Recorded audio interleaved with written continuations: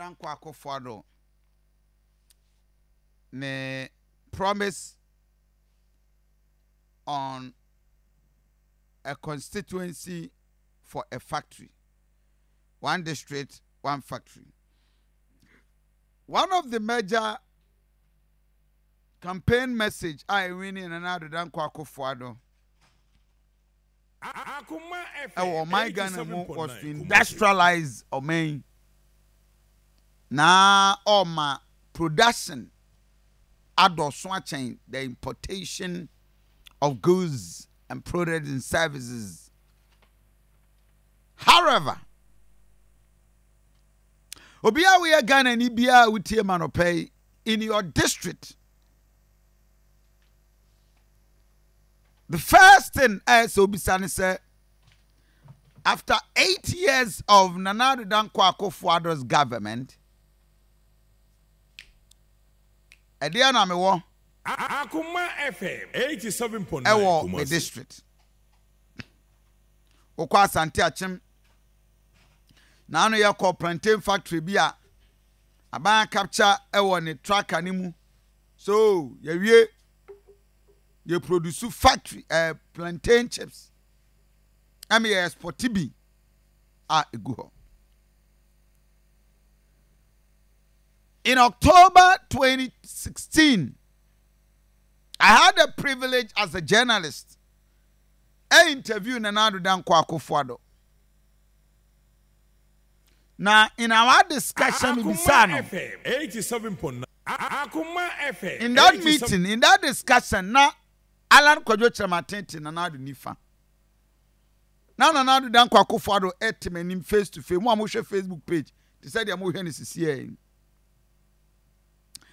Another in China, we had the former Greek minister Akuto and so Anwate Benkum. Chema to me no so ete nanado nsa nifaso. And former member of parliament Edema Mensia North. No, so ewo hubi. I tell you, more share Facebook page. 1 minute. What me pesa will do any better idea. Dear na me pesa me kenti no pay. Me go back into history and giving you interviews. I would write and someone a kind. In that interview, me beside another Dankwa Akufo-Addo say. One district, one factory, our kind in Asante region. Factory ban and will identify areas ban where it was on coffee. I have the list. Coffee, I have the list. Now areas bit is a commander. The on tomato factory. Oko Atwema kwa woman wabieja. Atwema kwa woman ene wabieja. Yabema on ginger factory. Nti okọ GYANKOBAA manfo wo nyina bedi adanse se ho no already wo mudua jene akakaduro dada nti ye mamu ginger eya akakaduro factory Ghana ma ya mobododo after Nana Dankwa Akufo-Addo kan sa asem 8 years, 7 years on, and you call GYANKOBAA say a DN and a echo so. Therefore, over Facebook page. You see, a 7 year can you 2 minutes, ya chere usie. Ya chere usie, kakani ya dimreni biya maunu wedi. Uwe say Kofi Asante ye nintro. Akoma FM. Akoma 87.9. The ebeka biya. Your empirical evidence. I did details by my war. Tinanu dan am see Ibrahim Abubakar Al Haji. Na now do dan Akufo-Addo my say GYANKOBAA one district one factory akakadura e free a champa abreso na nanom kwadwo hunti abreso nyina no woye no now do say me convert into ginger dia na jene ba manum sa no pay Pacho, any. One district, one factory. Alaji. Eduana ba. Wallahi, ma min kanchira wo say wo call ye no ade na wo hunu ye. Jankoba. Eduana ba. Meda si.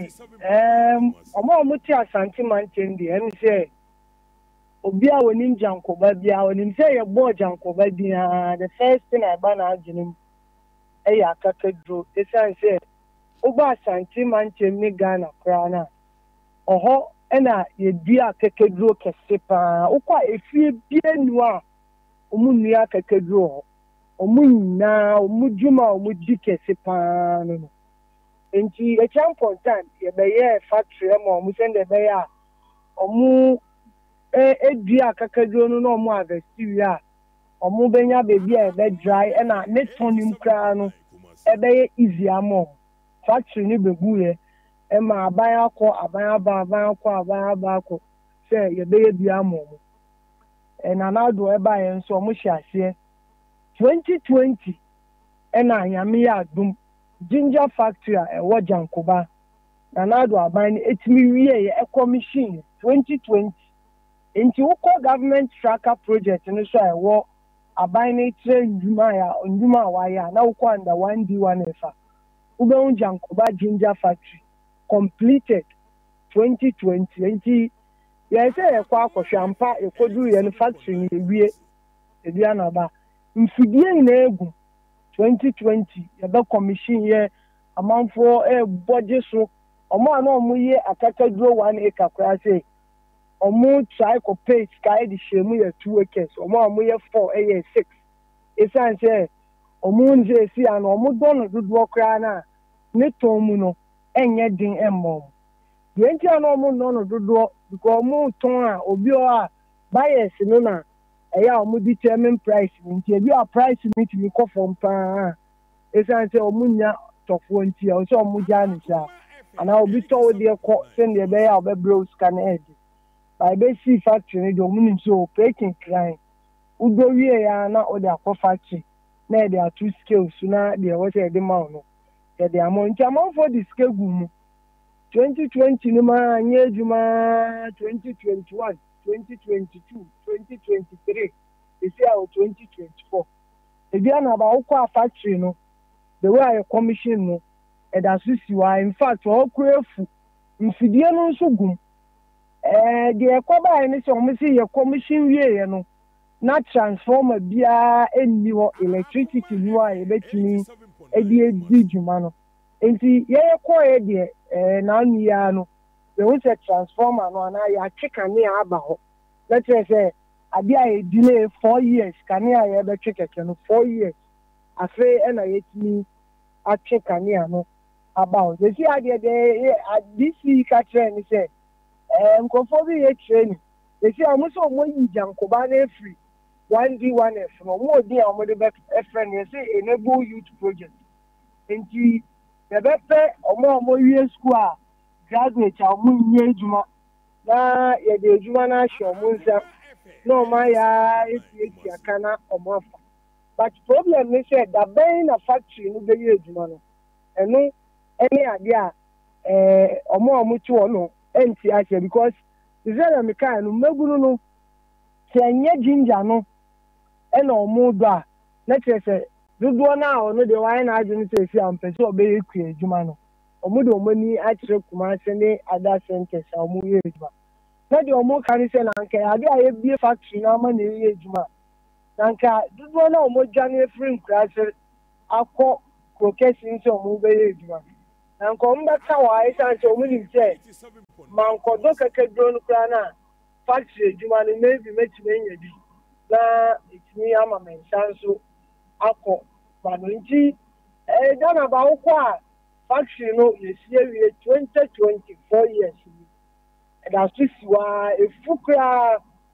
fidie gum nemu factory no no kata no ensha tenye adefo obu afie na wo jane ye no just come over on Facebook page na obehwe Jankoba and this is the entry signboard krono signboard ni owura krono mu a akakaduro ena gu ba bottom enti we no na Ibrahim omo pack de akwahen enti de one say omo ba ebi omo be pack si wo na omo abepe atofo obi on so a atofo no eba na omo no omo edi ano na omo de ko ebi o aye mo omo cash kra ewo nipa no be e de ko akoton otimi ton wi a ansa no do musika bro me no kra se ska ska ne san se nipa no to a ontie ska ne mo mu inbox na wo tia no sofi nti ubenye ska ni na no eje se wodi wi a ontimi enfan ya hwimti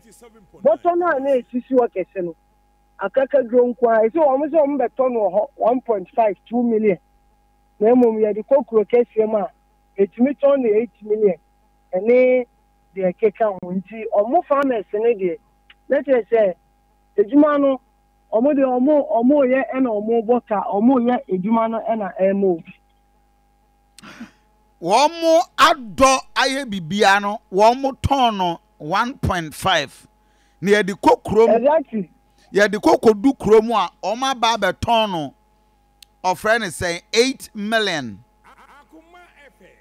ebia na ba sa pepepe say omo de omo adesi ato ono wontimi ntam emfa makro nti atofo ne ba omo mom determine price na omo de be ma omo no na omo nso ebi o a otu a wontimi ye ho hwe na wato ne sa nti boto no o hwa yeso pan we nye normal bottle size ya normal bottle size no na ya pamba ko aso so nti ate normal bottle size ni mienu na kakra bi kra esensi enimo nti ukwa GYANKOBAA kakaduro ne de ewo omo de no de omo kan se won se etimi factory okroma yes awie na mom raw materials I dey be production yenya then commander sugar factory yes wo na mom GYANKOBAA de omo se kakaduro no ebu omo so enchenya ade omo ntimi feed factory aban be bie na eya omo be feed factory na ama se ebi kura betimi abro so nti omo be sre 4 years ya be commission amanfo eni age still ade no eda so siwa aban eni manim ya onhwe na ombe bie factory no mo na omo nso ema omo enha. So as we speak 2020 as a 4 years ni na ye remi na at the time omo bie no omo nim se plant enya adwuma omo ni plant bia ho ebia na ba eno ne question kesi a na yensu ye busa but omo se factory ni in phases enti na ye expect is at least na nka se bibia ye set because they can hear you na o ka se o be factory na ze consonanti enti o se mo bibia ebo anu ansa because onye ka so wa commissioner there obi eni send ade na ahyiase a eye adwuma no nti enkoba say ya commissioner there na mom yes o ye nyenwie kra nti mo de ya commission but mo ntwentwen so ade na ya commission no enti mi nye adwuma enimani ya eno ene asema ginger factories na omo wo no pa omo de omo stress enimani ya aban enhwe esanse yenye sisa na ye obi esika wo mu na ebi esinti yenhwe na ye biye mom na ejuma no ginger na kakadu ejuma no ebe entimi nkoso kese. I'm for Sabia Feno are joining in higher Akoma 87.9 FM. Medina Diana Bakofi Asante. In fact, we a one district, one factory, tracker follow up any idea.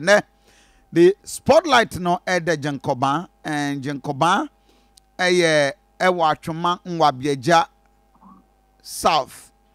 Na meno kasa CCA aban in 2020 ABA factory no ano I will be a call ye near come and see Sumonjole, one district, one factory. Then as we speak, that's why I will be a intimate encoy.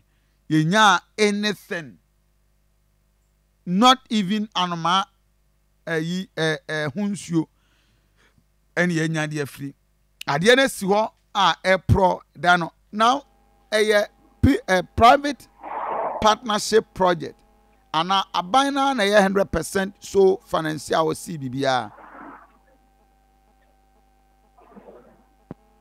Ibrahim